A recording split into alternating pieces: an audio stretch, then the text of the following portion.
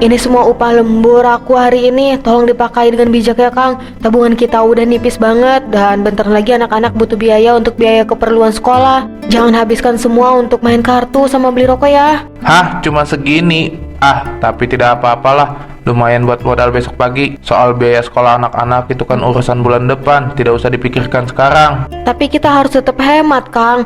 Semua biaya udah mahal. Kamu kan masih bisa cari pinjaman ke majikan kamu yang kayak itu. Udah nggak usah.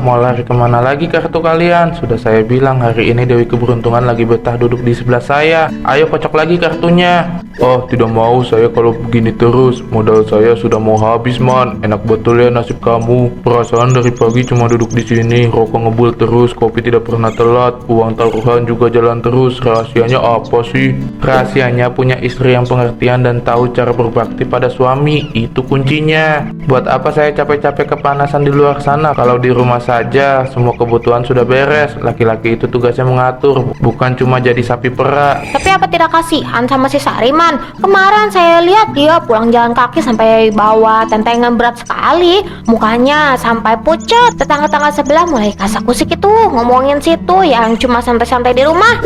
Alah, biarkan saja tetangga mau ngomong apa. Mereka itu cuman iri karena tidak punya istri sepemberani Sari. Sari itu malah bangga kalau suaminya bisa istirahat dengan tenang di rumah. Lagian badannya kan sehat, masih kuat kerja di beberapa rumah, jadi tidak usah ikut campur urusan rumah tangga orang lain. Ayo pasang lagi taruhannya.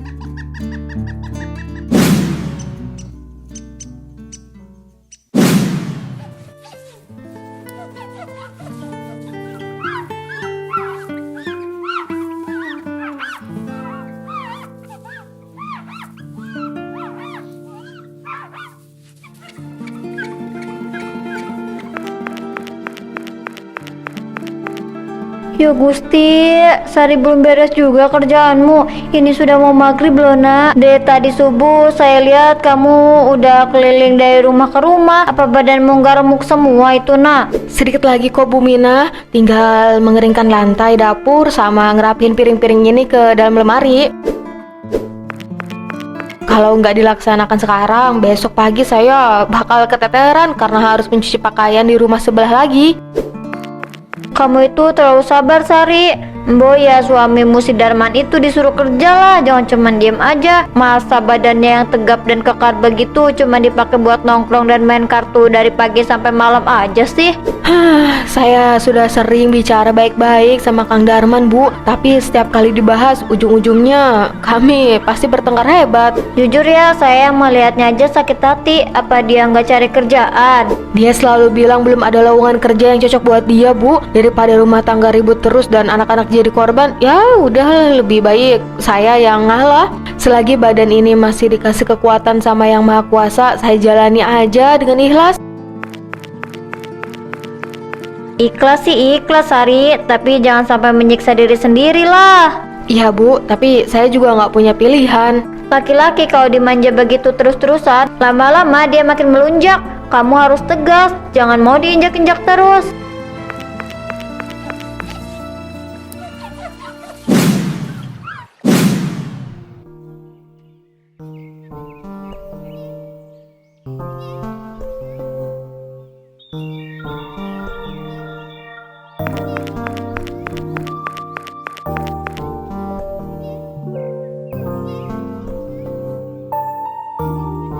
Bu Mina baru pulang dari mana? Kok kelihatannya terburu-buru gitu?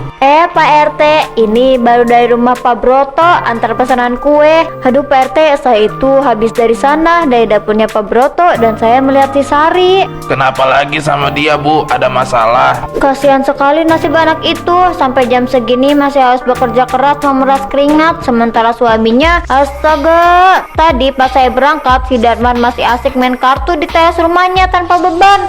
Soal Darman itu ya, sebetulnya saya sudah menerima banyak laporan dari warga lain. Banyak yang merasa risih melihat kelakuannya. Badannya sehat walafiat, tidak ada kurang satupun. Tapi mentalnya itu yang malas luar biasa. Sungguh tidak tahu malu membiarkan istri mencari nafkah sendirian untuk urusan perut. Nah, bener kan kata saya, Pak RT sebagai kepala kampung, ya mbok ditegur lah itu si Darman, jangan diem aja. Iya Bu Mina, rencananya dalam waktu dekat ini saya mau mampir ke rumahnya secara pribadi. Mau saya ajak bicara dari hati ke hati. Jangan sampai kelakuannya jadi contoh buruk buat para pemuda-pemudi di kampung kita ini. Masa ada suami yang bangga hidup dari hasil uang hasil cucian istrinya? Kurang ajar betul itu namanya Pak RT, saya nggak terima. Tapi ya urusan rumah tangga orang kan agak sensitif. Kalau ditegur keras-keras takutnya dia malah makin menjadi-jadi dan melampiaskan amarahnya ke si Sari. Kita doakan saja semoga si Darman itu cepat sadar dan mendapat hidayah. Amin. Saya cuman kasihan aja sama si Sari, Pak. Sebagai tetangga dia, saya aja nggak tega lihatnya dia kayak begitu terus. Ya udah, saya duluan ya Pak RT. Iya Bu Mina, hati-hati di jalan. Dia itu memang harus dikasih tahu.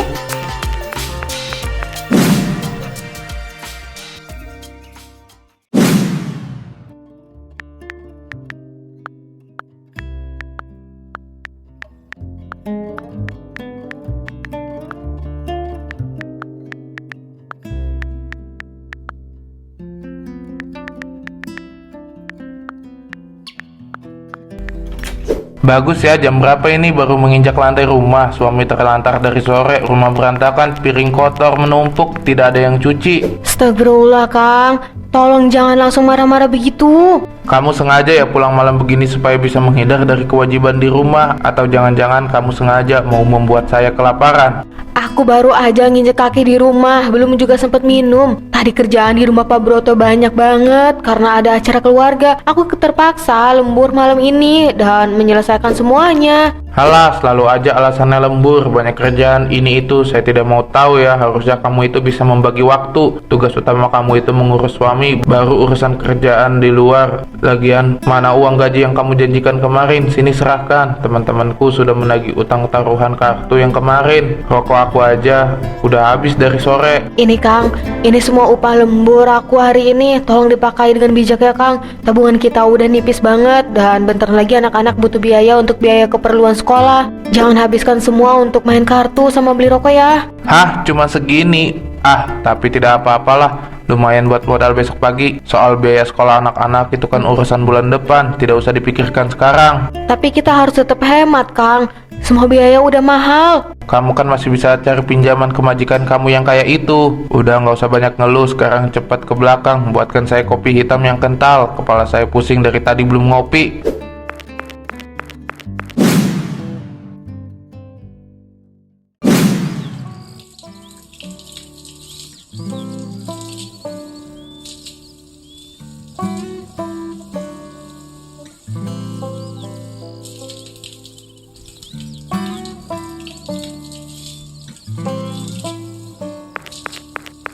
Selamat pagi Pak Broto yang terhormat. Wah, segar sekali ya tanaman-tanamannya pagi ini, sama indahnya seperti rezeki Pak Broto yang selalu melimpah. Oh, Pak Darman, tumben sekali kamu main kesini pagi-pagi. Biasanya jam segini saya cuma lihat Sari yang sudah sibuk menyapu halaman depan. Ada perlu apa, Pak? Begini Pak, sebetulnya saya kesini tanpa sepengetahuan Sari. Saya dengar kabar burung dari warga kampung kalau Pak Broto baru saja membeli kompleks rumah kontrakan besar di ujung jalan sana, dan sekarang lagi bingung mencari orang yang jujur dan tegas untuk mengelolanya. Oh, berita itu sudah sampai ke telingamu ya? Iya betul, kontrakan itu punya 20 pintu. Saya memang butuh orang yang bisa menagih uang sewa tepat waktu dan merawat bangunannya. Memangnya kenapa, Man? Kalau boleh, serahkan saja tanggung jawab itu kepada saya, Pak Broto. Jangan lihat penampilan saya yang santai di rumah selama ini. Kenapa harus kamu? Sebenarnya dalam dibalik perputaran uang di keluarga saya itu ya saya ini, Pak. Si Sari itu cuma pelaksana di lapangan saja karena dia orangnya penurut. Oh ya? Saya yang mengatur strategi bisnis kecil-kecilan kami. Kalau Bapak kasih kepercayaan ini ke saya jamin uang sewa tidak akan pernah telat masuk ke kantong Pak Broto.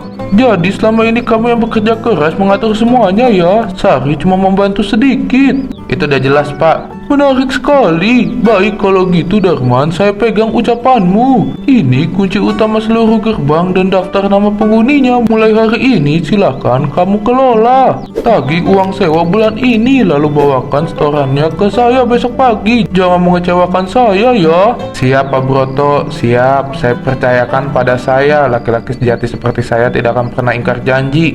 Terima kasih banyak Pak.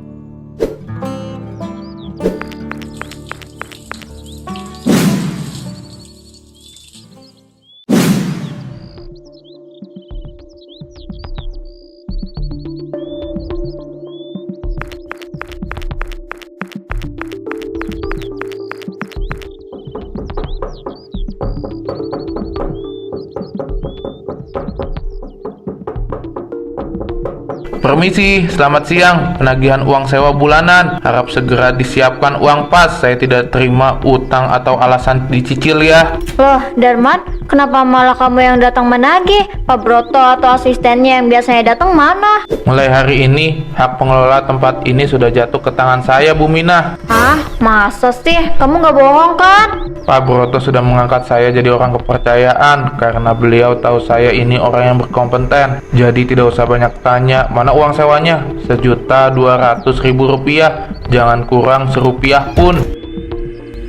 Ini uangnya, hitung dulu sana. Tapi saya masih heran ya, kok bisa-bisanya Pak Broto memilih orang yang malas seperti kamu buat jadi pengelola? Apa beliau gak salah lihat ya? Bu Minah, dengerin ya. Di dunia ini yang penting itu otak, bukan cuma otot. Orang pintar seperti saya memang tempatnya di atas, mengatur uang. Sudah ya, saya mau lanjut menagih ke pintu sebelah. Ingat, bulan depan siapkan uangnya lebih cepat kalau tidak mau saya usir.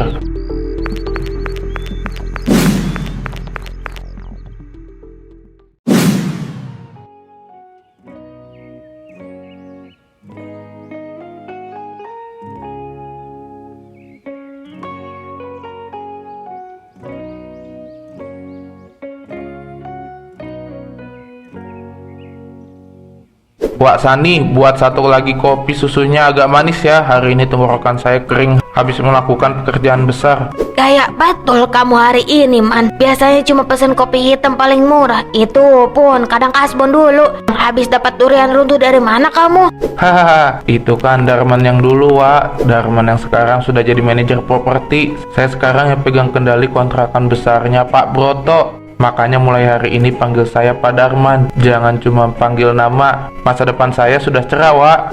Oh alah, syukur kalau begitu. Tapi ingat, Man, kalau pegang uang orang itu harus hati-hati. Amanah itu berat. Jangan sampai terlena sama uang panas. Alah, Wak Sani ini seperti penceramah saja. Saya ini sudah biasa pegang urusan besar. Tenang saja, semuanya aman di tangan saya. Wah, sudah jam 5 lewat ternyata. Saya harus jalan dulu. Mau ada urusan penting sama teman-teman di pos depan. Ini, Wak, kembaliannya ambil aja buat uang kebersihan. Saya duluan ya, Wak.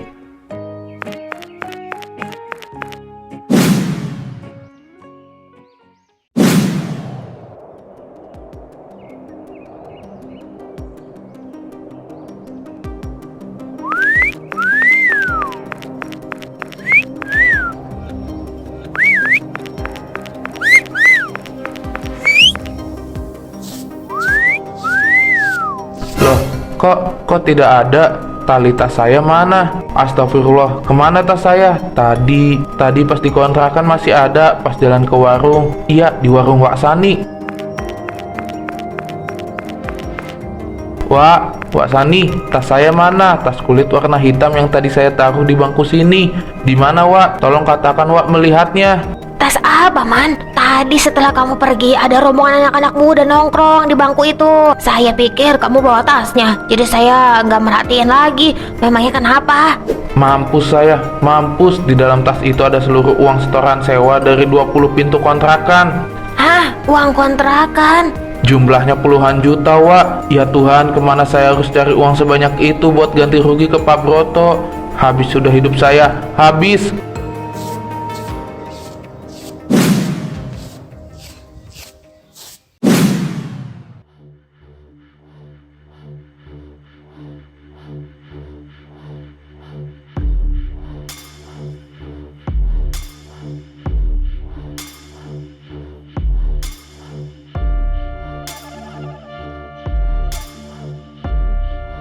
Jadi bagaimana Darman? Malam ini seharusnya menjadi waktu di mana kamu menyerahkan hasil kerja keras kamu yang pertama. Tapi yang saya dapatkan justru laporan bahwa uang puluhan juta rupiah raib begitu saja di warung kopi. Bisa kamu jelaskan kembali kemana perginya uang-uang itu?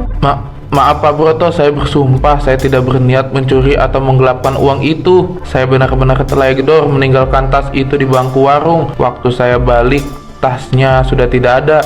Tolong kasih saya waktu Pak, saya akan mencari pelakunya. Mencari pelaku di jalanan yang ramai itu sama saja mencari jarum di tumpukan jerami Darman. Lagi pula masalah utamanya bukan cuma soal uang yang hilang, tapi soal kebohonganmu. Saya minta maaf Pak. Kamu pikir saya ini orang tua yang mudah dibohongi? Kamu datang ke sini membusungkan dada dan mengaku bahwa kamulah yang selama ini membanting tulang, menghidupi keluarga. Sementara Sarimu yang malang ini cuma membantu sedikit. Tega sekali Akang bicara begitu sama Pak Broto. Selama ini setiap hari saya menahan malu di depan tetangga, menahan sakit di sekujur badan ini supaya Akang dan anak-anak bisa makan. Tapi kenapa Akang tega menjual nama saya demi mendapatkan jabatan itu? Kenapa Akang berbohong? Sari, dengarkan saya. Sebenarnya sejak awal saya sudah tahu siapa yang benar-benar bekerja di rumah tangga kalian. Saya sengaja memberikan kunci kontrakan itu kepada suamimu bukan karena saya percaya omong kosongnya. Saya sengaja ingin memberi dia kepercayaan, tapi meremehkan tanggung jawab langsung menghancurkan kepercayaan saya. Saya mengaku salah Pak Broto, saya hilaf, tolong jangan penjarakan saya. Saya mohon kasihan anak-anak saya. Saya tidak akan membawa ini ke jalur hukum demi menghormati kerja keras istri dan anak-anakmu. Tapi uang sewa dari 20 pintu itu adalah hak saya dan harus dikembalikan utuh. Kamu Darman harus mengganti setiap rupiah yang hilang itu dengan keringatmu sendiri, tidak ada pengecualian.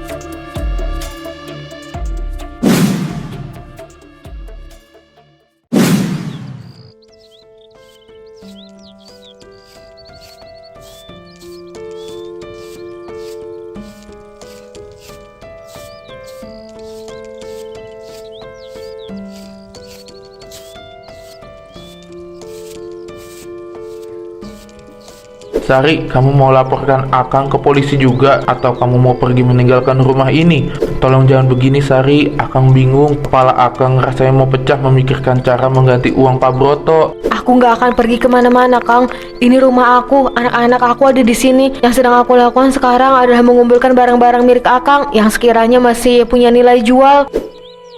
Jaket kulit ini, cincin akik peninggalan orang tua Akang, dan burung peliharaan di depan, semuanya harus dijual besok pagi untuk cicilan pertama ke Pak Broto. Jangan jaket itu Sari, itu satu-satunya barang bagus yang Akang punya. Lagian apa tidak bisa kita pinjam uang dulu ke tempat lain, saudara kamu di kampung sebelah? Atau Akang coba minta keringanan lagi ke Pak Broto?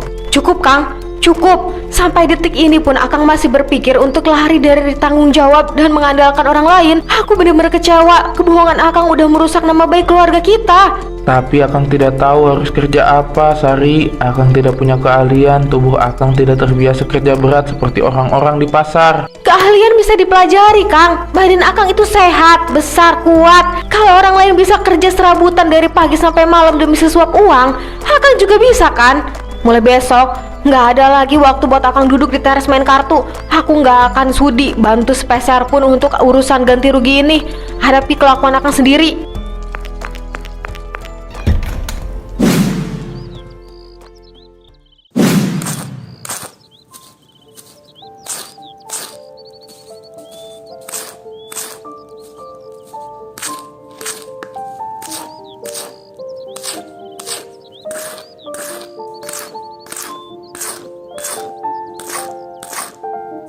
Aduh Gusti Allah, sakit sekali dada ini, napas rasanya sudah di tenggorokan, badan seperti mau rontok semua. Hei Darman, kenapa berhenti? Baru juga jam 1 siang gantian, galianmu belum ada setengahnya. Jangan manja ya, ingat upah harianmu hari ini sudah dipotong setengah langsung ke rekening Pak Broto buat cicilan utangmu. Kalau kamu malas-malasan begitu, kapan utang puluhan jutamu mau lunas? Cepat cangkul lagi. Iya Pak Mandor, iya. Ini saya lanjut lagi, tolong jangan potong upah saya lagi. Anak istri saya mau makan apa kalau dipotong terus? Mbak, lihat deh itu, si Darman sekarang sudah kerja keras. Dulu tuh kasihan banget ya sama si Sari. Emangnya kenapa sama si Sari? Loh, kok kamu nggak tahu sih Mbak? Ya, kamu mah ketinggalan info. Si Darman itu dulunya nggak pernah kerja, selalu si Sari yang kerja. Dia mah enak, cuma nongkrong sambil main kartu. Oh, gitu toh kelakuan dia. Ngomong-ngomong, itu basreng dimakan mulu, Bu. Itu kan jualan saya. Hehehe, maaf ya Mbak, soalnya enak sih. Saya jadi ketagihan, jarang-jarang saya ngemil kayak gini. Hehehe. Beli makanya, Bu. Iya, nanti saya beli lagi. Ini belinya di mana Mbak Koko? Ya ampun, Bu Mina, padahal saya kan udah bilang belinya itu tinggal tap gambarnya di layar. Masa gitu aja lupa sih, pikun ya? Iya, maaf. Nanti saya beli lagi deh. Udah yuk, kita lanjut jalan.